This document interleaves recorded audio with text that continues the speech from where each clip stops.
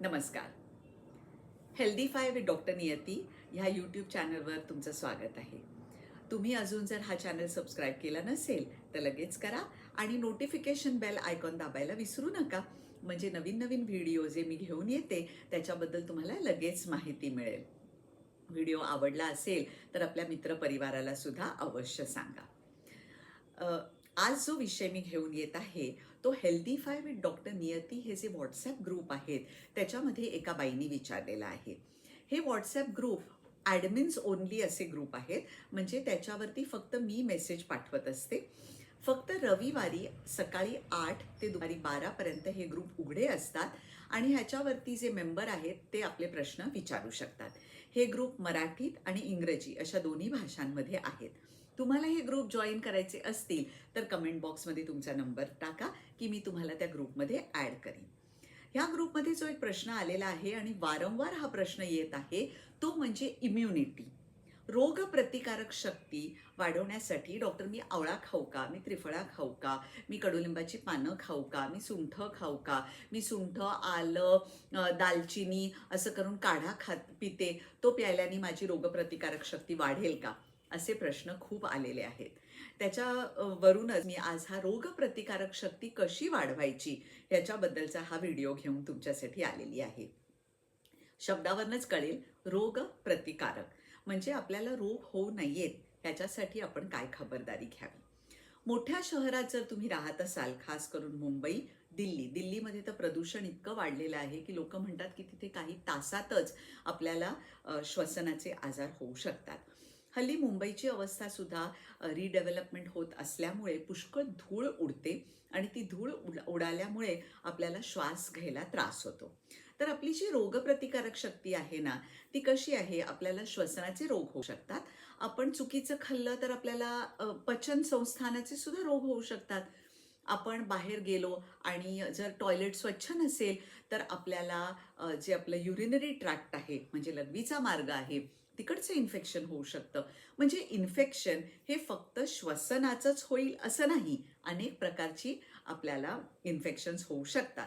म्हणून त्या त्या गोष्टींपासून स्वतःला वाचवणं हा तर एक मार्ग झालाच, पण आपली आंतरिक शक्ती जर आपण वाढवली तर आपल्याला नक्की हे रोग होणार नाहीत. म्हणून त्या त्या मार्गाचे तर इम्युनिटी वाढवण्याचे प्रकार आहेतच, पण मुख्य गोष्ट आपल्याला आपली इम्युनिटी कशी वाढवायची तर आपल्या आहारातनं वाढते, नाही का. म्हणून आपला आहार जो आहे हा सकस असणं आवश्यक आहे. सकस म्हणजे कसा, तर आपण बहुतांशी लोक घरी बनवलेल्याच सकाळी डबा घेऊन जातात, घरी बनवलेल्याच गोष्टी खातात.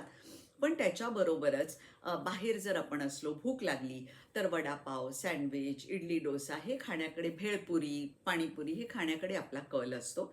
त्याचप्रमाणे मुलं सुद्धा हट्ट करतात, त्यांना पॅकेट बंद पदार्थ पाहिजे असतात, चॉकलेटं हवी असतात आणि हे सगळं फास्ट फूड, समोसा पाव आहे, वडापाव आहे, या गोष्टी राजरोज खाल्ल्या जातात.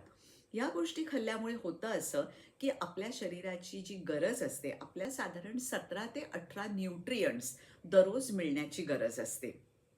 हे न्यूट्रियंट्स काही छोट्या प्रमाणात लागतात, काही मोठ्या प्रमाणात लागतात. छोट्या प्रमाणात जे लागतात त्याला मायक्रो न्यूट्रियंट्स म्हणतात आणि मोठ्या प्रमाणात लागतात ते आपल्याला माहितीच आहे की प्रथिनं आहेत, कार्बोहायड्रेट्स आहेत, फॅट्स आहेत. हे 3 जे मेजर गोष्टी आहेत हे आपल्याला मिळणं आवश्यक असतं. आता तुम्ही म्हणाल फॅट्सची तर आपली कुठे एवढी गरज आहे, आपली तर जाडी वाढते. पण एक लक्षात घ्या, आपला मेंदू आहे तो पूर्णपणे फॅट आहे आणि तो वाढण्यासाठी आपल्याला फॅट्सची गरज आहे. पण ही जी फॅट्स आपण खातो ते आपल्या शरीरात पचायला सुद्धा पाहिजेत. नुसतीच जर आपण आतमध्ये घेतली आणि त्याचं फक्त आपलं पोटच वाढायला लागलं, आपल्या मेंदूचा विकास नाही झाला तर त्याचा काय उपयोग आहे. म्हणून जर आपण फॅट्स घेत असलो तर ते मेंदूपर्यंत पोचायला पाहिजे, मेंदू पण सक्रिय असायला पाहिजे. त्याच्यासाठी मनाचे श्लोक आहेत, रामरक्षा आहे, असे अनेक गोष्टी याच्या तुम्ही पाठ करू शकता. तुम्हाला जे आवडेल ते कविता पाठ करा, काहीही करा, पण मेंदूला सुद्धा त्याचं चलनवलन चालू ठेवा. त्याचबरोबर चलनवलनाबरोबरच त्याला आराम सुद्धा पाहिजे. म्हणूनच जेव्हा आपण मेडिटेशन करतो तेव्हा पूर्णपणे माइंडलेस, थॉटलेस म्हणजे त्याला पूर्णपणे आराम देणं सुद्धा गरजेचं आहे. तसंच आहे आपलं श्वसन संस्थान. आपलं प्राणायाम केलं म्हणजे श्वसन संस्थान रिकामं झालं असं नाही. तुम्हाला चेस्ट एक्सपान्शनचे सुद्धा व्यायाम करायला लागतील. भुजंगासन आहे, हस्तपादासन आहे, वृक्षासन आहे, पर्वतासन आहे, अशी काही आसनं आहेत. उष्ट्रासन आहे की ज्यांनी आपलं चेस्ट एक्सपांड होतं. अशी आसनं सुद्धा करणं आवश्यक आहे. त्याचबरोबर आपलं पचन संस्थान वेळच्या वेळी शुद्ध आणि स्वच्छ होतंय की नाही हे पण आपण बघायला पाहिजे. याच्यासाठी मधनं विरेचन घ्यायला पाहिजे. पण ते कसं घ्यायचं हे तुम्ही तुमच्या आयुर्वेदिक जर डॉक्टर असतील तर त्यांच्या सल्ल्याने तुम्ही हे विरेचन घ्यायला पाहिजे. वेळोवेळी विरेचन घेतल्याने आपली पचन संस्थान आपलं पूर्णपणे शुद्ध होतं. आता हे सगळं आपण झालं. त्याच्याबरोबर आपण बोललो की मूत्रवाह संस्थान म्हणजे आपल्याला अनेक वेळा अनावधानाने माहिती नसताना मूत्रवाह संस्थानाचे आजार होत असतात. म्हणजे आपल्या युरिनमध्ये पस सेल्स, रेड ब्लड सेल्स हे जात असतं. म्हणून तुम्ही दर 3 महिन्यांनी एकदा एक युरिन रुटीन करून घ्यावं. हल्ली आपण सगळेच आपली टॉयलेट्स ही वेस्टर्न पद्धतीची झालेली आहेत. त्यामुळे आपल्याला इन्फेक्शन होण्याची शक्यता जरा जास्त असते. तुमच्या ऑफिसमध्ये जर असं टॉयलेट असेल तर तिथे तुम्ही सॅनिटायझर आहे, तुमच्या ज्या साफ करणाऱ्या बाई आहेत त्यांना सांगून किंवा प्रत्येक वेळी आपण जात असताना सीट सॅनिटाईज करून मगच त्याच्यावर बसण्याची खबरदारी घ्यावी. त्याचबरोबर खूप ॲडव्हर्टिजमेंट येतात की व्ही जेल वगैरे असं सगळं लावून तुम्ही आपलं लघवीची जागा स्वच्छ करावी. हे सगळं तसं करू नये. फक्त कोमट पाण्याने फडका बुडवून आपली खास करून बायकांनी लघवीची जागा स्वच्छ करावी. कारण बायकांची जी लघवीची जागा असते ती खूप छोटी असते आणि त्यामुळे त्याच्यातनं इन्फेक्शन होण्याची शक्यता जास्त असते. म्हणून ह्या चारही ज्या मेन संस्थान आहेत त्यांना आपण सांभाळलं पाहिजे. श्वसन संस्थानाला सांभाळण्यासाठी आपल्याला आता मास्क घालायची सवय लागलेलीच आहे.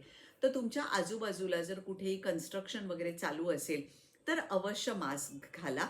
ते मास्क आहे ना ते खूप छान घाला बाबा. नाक इथपर्यंत मास्क येईल अशा पद्धतीने घाला. कारण नाकामधनंच सगळ्या गोष्टी जात असतात. तुम्ही नाक जर उघडं ठेवलं तर त्या मास्कचा काहीही अर्थ नाही. अशा पद्धतीने आपल्या ज्या चारही ज्या मेन संस्थानं आहेत त्यांची आपण काळजी घ्यावी. त्याचबरोबर त्वचा आहे, बाह्य आपलं जे शरीर आहे त्याची सुद्धा आपल्याला काळजी घ्यायला पाहिजे. आंघोळीच्या वेळी साबण, घर्षण करणारी उटणं वगैरे अशा पद्धतीने आपण लावून आपल्या त्वचेची सुद्धा काळजी घ्यायला पाहिजे. हा व्हिडिओ तुम्हाला कसा वाटला हे अवश्य आम्हाला कळवा. त्याचप्रमाणे प्रश्न असतील इम्युनिटीच्या बद्दल तर ते तुम्ही आम्हाला विचारू शकता. इम्युनिटी कशी वाढवायची हा पहिला भाग आहे. ह्याच्याबरोबर दुसरा भाग मी तुमच्यासाठी औषधं सुद्धा घेऊन येत आहे. तो सुद्धा बघायला विसरू नका. नमस्कार.